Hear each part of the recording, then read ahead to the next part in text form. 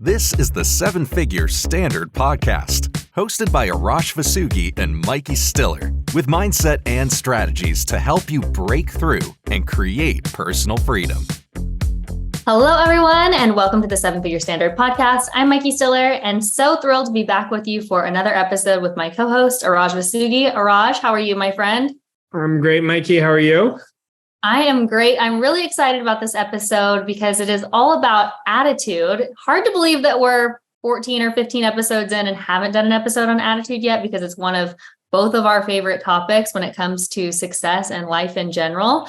But we're going to get to it now, and it's going to be really good because when we talk about attitude, it is far more than the masses' perception of attitude, which is really optimism. We talk about what we mean when we're talking about attitude. Well, we got to understand what attitude is first. Like, attitude impacts every area of our life. So if we look at our results, anyone listening to this, look at your results.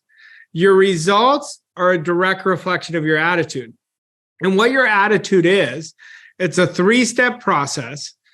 It's your thoughts, your feelings, and your actions. That's what attitude is. Now, most people they think, oh, I'm a bubbly person. I'm an optimistic person. That means I have a great attitude. Not necessarily. See, you could be the most bubbly, the most optimistic person, but if you're operating with any scarcity in your heart, you're operating from a negative mental attitude. That's why we want to understand that we want to wipe scarcity out of our life.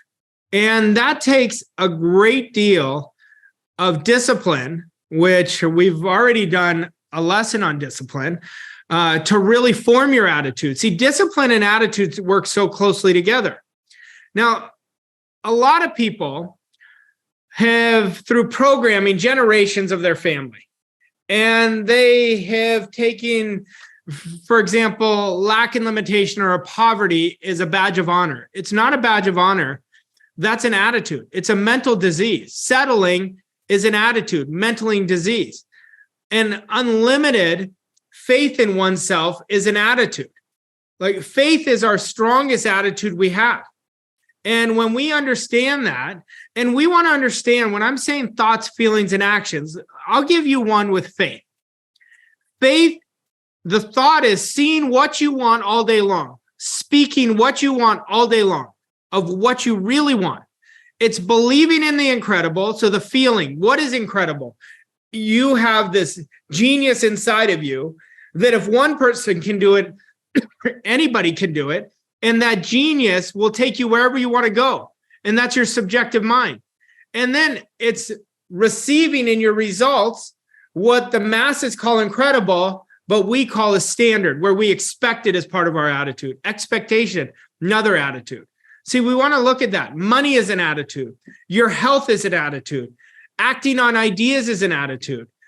Discipline is an attitude. What is your attitude towards all of these? And then you're going to see them in your results. Okay, I love the way you talk about this, because I think a lot of times people think of attitude as something that is really wide, but not necessarily really deep. And so you just talked about how attitude creeps into every single crack and crevice of our life, right? Money is an attitude. Health is an attitude. And so what I want to ask is, can you have a really great attitude in one area, like money, your finances? You have a fantastic attitude towards finances, but a really poor attitude towards something like health or relationships, instead of just having one overarching good attitude or bad attitude? Is it more diverse than it is black and white? Well, I'm going to tell you the answer to this, because there's a lot of layers to this. Number one, you can have a great attitude, for example, towards your business, because you put more priority on your business. You're much more disciplined towards your business. And you can have a bad attitude towards your health. You take it for granted, or you take your relationships for granted. See, attitude, it has to be worked on in every area of our life. See, because once you make attitude a very big intent in your life, you're going to make it part of your identity. And when it's part of your identity, it'll be harder not to operate from that attitude than to operate from it. I'll give you an example. Like, I'm very sensitive now to negativity. It is like nails on a chalkboard to me. I get away from anyone who's negative because I don't want attitude is contagious, good and bad. I don't want their negative attitude to go into my subconscious mind. I do not want it. So I choose very carefully to who I put in my circle. My circle is very tight. I have a lot of friends. I love my friends. But I also have a very tight inner circle who I work on with higher level ideas, who I mastermind with, who I want to get feedback from. So attitude is what you put your intention on, but you want to develop a great attitude in all areas of your life. Now, I think we can always get better. So let's look at how somebody attacks their day. How they attack their day is an attitude. Or either they attack it just lazy, kind of going in their motions. It's an attitude. How you attack your goals is an attitude. How you attack your insecurities is an attitude. See, for me, my attitude towards insecurities, I don't think they're bad. I think insecurities are only bad when we don't deal with them. They're very good because they become their greatest gifts. But listen to that. That's my relationship. Your relationship to anything is your attitude. So, Raj, you just talked about intent and intention several times. And to me, that means offense. So instead of letting the day set your attitude for you, letting circumstances, someone else set your attitude for you, intent and intention means that you are going out and consciously choosing your attitude. So if you've been living life on autopilot, even maybe not in every area of your life, but with your attitude, how can you switch that and start changing your attitude on purpose towards all these different areas of your life? I don't believe you'll ever have great discipline, great attitude, great standards, great identity if you don't have a definite goal. You have to have a definite goal. What do you want more than anything else? What is driving you to get out of bed? And that's the starting point. Then what you have to do, which I've shared on many episodes, it's the single most important thing I've ever done, is you've got to become so damn good at being monomaniacally focused, at only accepting what you want and rejecting anything that's not that. Now, what I'm asking everyone to do, I'm telling them it's essential, but it takes a great deal of discipline to catch it. So how we develop our attitude is we've got to first look at ourselves from an objective place. And we want to look at it and say, how am I behaving? What I'm saying when I'm objective is I'm neutral. And we've got to understand the laws of our subconscious mind. Our subconscious mind is neutral, but our subconscious mind always delivers to us the dominating of two ideas. So what I mean by that, let's say somebody says, I want to create a massive quantum leap, but their conditioning is expecting lack and limitation. Lack and limitation is their attitude, and it will be expressed. We want them to create, at our company, Voss Coaching Co., a limitless attitude. See, the essence of who we are is for growth and expansion. But if we understand that and understand it's your right to be successful, it's your right to live an abundant life, it's your right to be happy and free, that's the intent, and we build our attitude around that. If I was abundant, what would that feel like? If I was free, what would that feel like? See, I used to have this big vision of freedom. Like I still have the same definition I wanted to do, and I'm talking about when I was losing badly, is I wanted to live life on my own terms, do what I want, when I wanted, with whomever I wanted, as often I wanted. Freedom, years later, I became aware of this. Freedom came from building my disciplines, building my image, building my attitudes. That's what created the freedom. See, but none of this happens without discipline. Discipline is what creates the attitude. See, you can't accept or reject if you have no discipline. You can't be seeing the world differently if you have a shitty attitude. If you're expecting crap, you're going to get crap. See, but if you see, our job is to do the very best we can every day. Well, what happens, that's an attitude. And it follows the intent, do the very best, but the follow through is the attitude. And the attitude, if you're doing your best, you're going to put that out in the world, and the world is going to give the best back to you. if you consistently compound that over time. Well, Raja, I know you. So I know that you believe someone can always improve their attitude. Your attitude can always get better. Now, if someone is just now starting to consciously work on their attitude for the first time, we talk about world-class, being world-class results a lot on our podcast and at Voss Coaching Co. It's a standard for our company, for each of us, for our clients.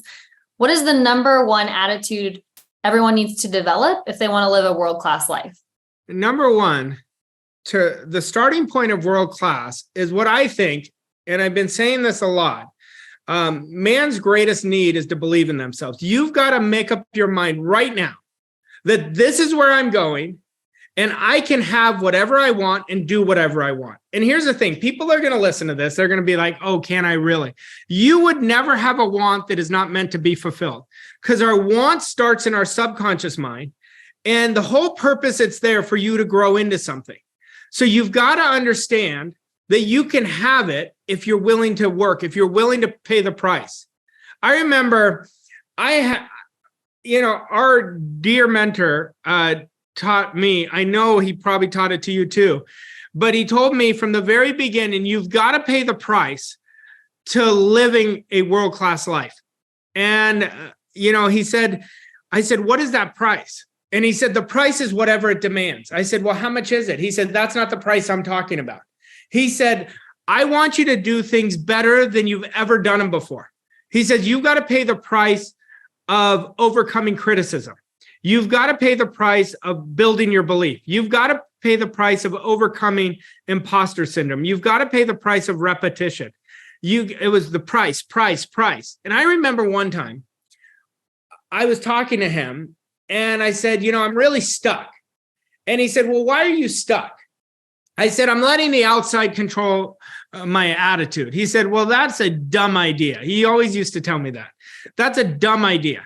And he said, I'm going to teach you a lesson. And he said, if you get it like I got it, he said, I had to be taught this lesson.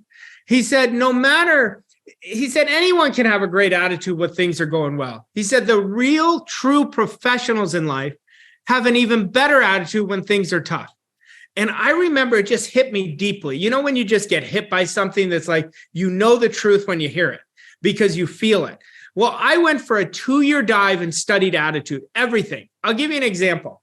I remember I was frustrated for a few days. And then I got this leak in our roof. This was probably 10 years ago. And I just started laughing. I go, well, I earned that. That was because of my attitude. And I switched it right away.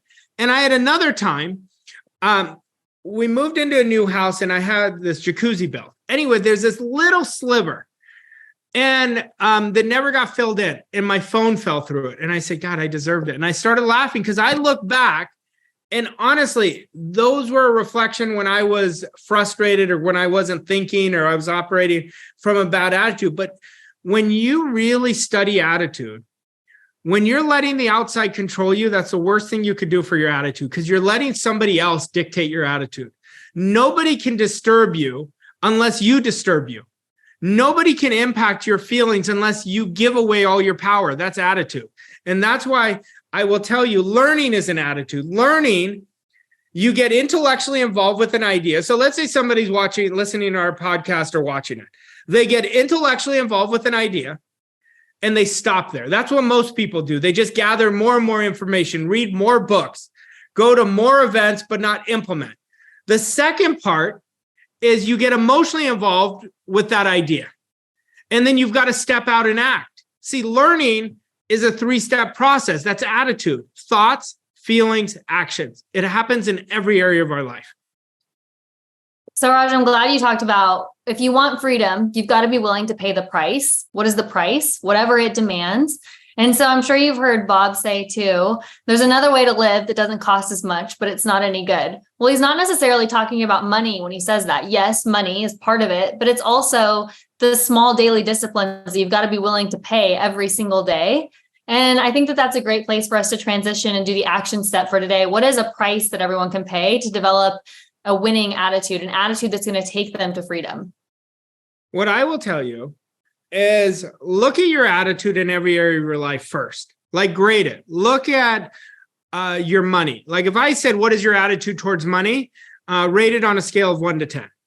Now I say, look at your attitude towards your health. Rate it on a scale of 1 to 10. Look at your attitude based on, are you great at making decisions? Scale of 1 to 10. Look at your attitude of selling. Most people have such a misunderstanding what selling is. Everybody is selling. You have to have a great attitude towards selling. Look at it on a scale of 1 to 10. Look at your attitude towards what's your expectation.